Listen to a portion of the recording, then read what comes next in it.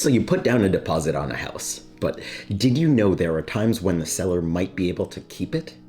Let's talk about it. So, when you make an offer on a house, you usually put down a deposit called earnest money to show that you're serious. The money goes into an escrow account, meaning that neither you nor the seller can touch it unless the contract allows it.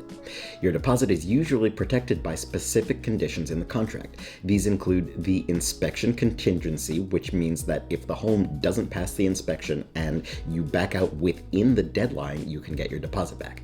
There's the financing contingency, where if your mortgage doesn't get approved in time and you followed the proper steps, you're covered.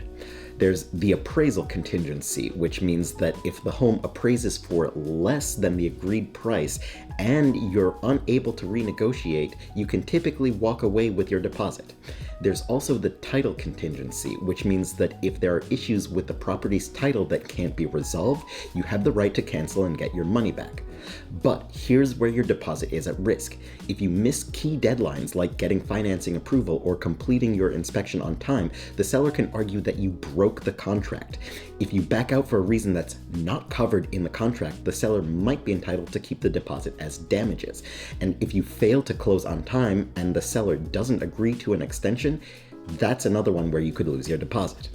And if there's a dispute, the escrow agent can't release the money until both sides agree or a court decides.